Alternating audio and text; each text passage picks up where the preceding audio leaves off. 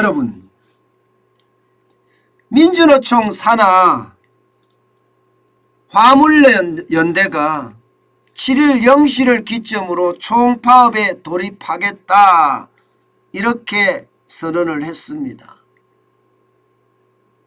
야, 굉장히 빠르게 지금 파업을 선언한 거죠. 그것도 총파업을 말입니다. 윤석열 대통령이 지금 취임한 지가 여러분 알다시피 한 달 이제 겨우 지났습니다. 그런데 민주노총이 총파업에 대한 기치를 내걸고 정부와 정면 대결을 하겠다 선언한 거죠. 사실 한국노총하고 민주노총하고 관계는 좀 뭐라 그럴까 이질적이기도 해요. 한국노총이 조금 보수적이고요. 민주노총이 조금 좌파적이에요. 아니 뭐 조금 좌파적이라보다는 완전히 좌파라고도 이야기할 수 있겠네요. 조금 좌파 이거는 아니네요.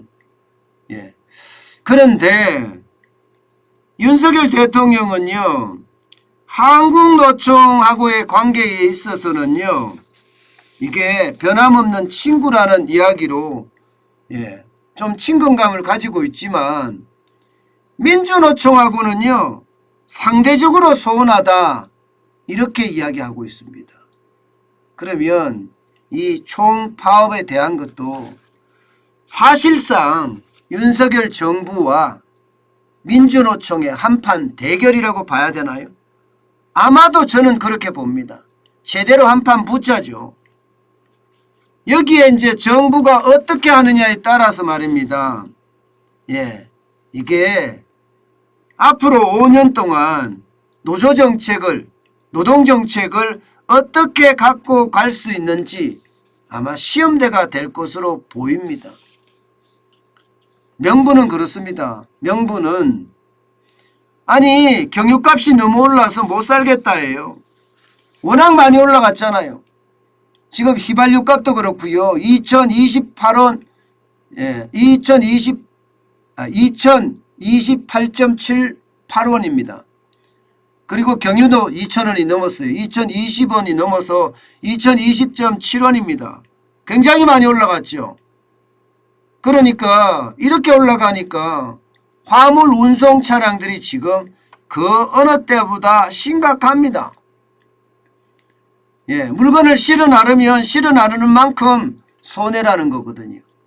그래서 화물연대가 쉽게 말하면 유가 상승으로 인해서 손해를 화물기사가 떠맡을 수는 없다.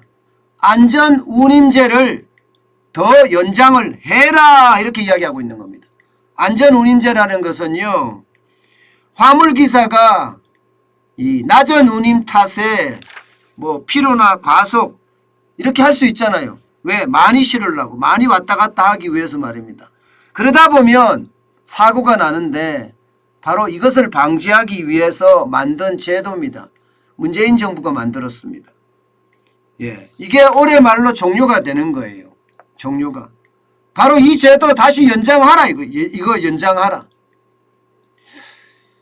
그러면 여러분 지금 휘발유나 경유를 쓰는 사람들은 다 이렇게 해줘야 되는 거 아니에요? 뭐 용달차도 해줘야 되고요. 공장도 해줘야 되고요. 이거 뭐 화물차만 이렇게 해줄 수는 없잖아요. 그죠? 문재인 정부 때야 친노동 정책을 쓰니까 그렇게 간다고 하지만 이 제도를 노조한테만 저는 쓸 수는 없다고 생각해요. 그러면 여러분 거기에 대한 어떤 파급이 어마어마할 거 아니에요. 그러니까 정부도 말입니다. 이게 좋다 해주겠다 이렇게 이야기할 수가 없는 상황입니다. 이게 형평성의 문제도 있고요. 이 형평성의 문제가 결국은 터지면 그만큼 심각해지니까 말입니다. 제가 봐서는요, 명분은 화물차들의 유가 상승인데 사실상은 이 윤석열 정부하고 대결 한번 해보겠다는 뭐 그런 의도가 저는 많이 깔려 있는 것은 아닌가, 저는 솔직히 그렇게 읽고 있고요. 문제는 이렇게 됐을 때 말입니다. 물가 괜찮을까요? 이게 말입니다.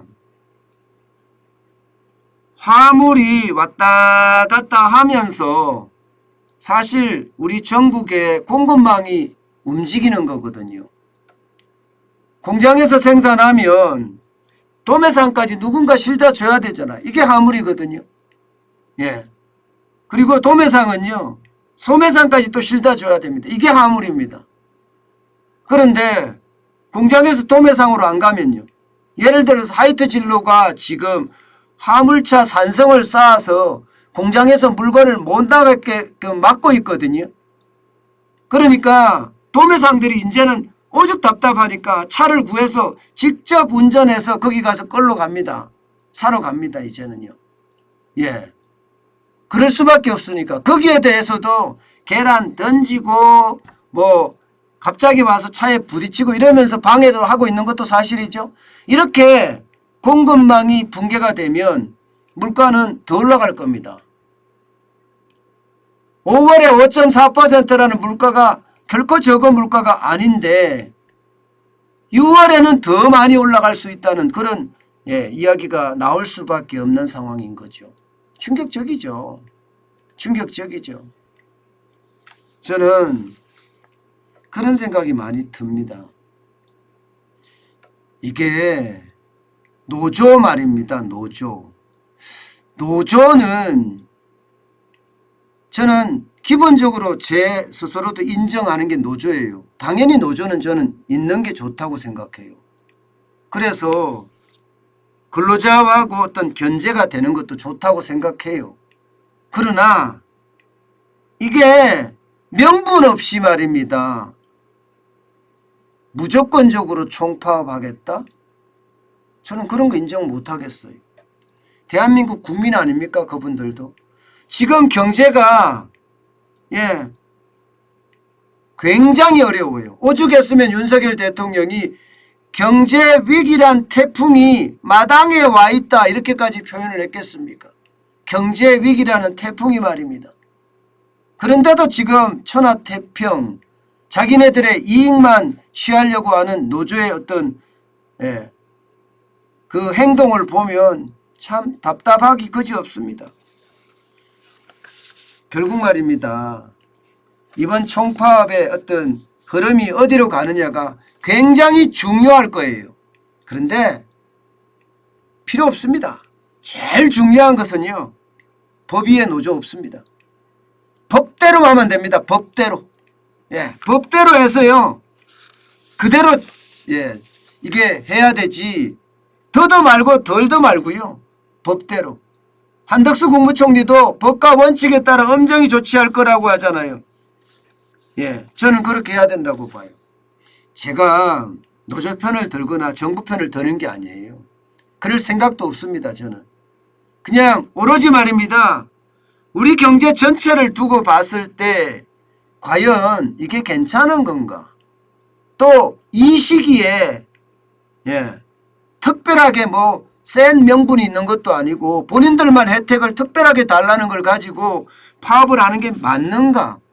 저는 그런 생각 참 많이 듭니다. 그리고 요구사항이 있으면 합법적인 수단으로 해야 되지, 파업이라는 방법으로 또 밀어붙인다? 여러분, 저는 이런 방법이 절대 통해서도 안 된다고 생각해요. 용인돼서도 안 된다고 생각합니다.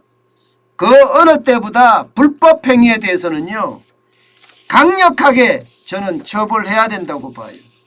그래야지 대한민국이 법치국가가 되는 거고요, 법 위에 누구도 군림하지 못하게 되는 겁니다. 저는 이게 반드시 실현돼야 된다고 생각합니다. 제가 여러분들에게 말씀드리잖아요. 국회의원들 면책특권 다 없애야 된다고. 면책특권이 바로 법 위에 있는 거예요. 국회의원들이 왜 법 위에 있어야 되죠? 국민의 대표인데.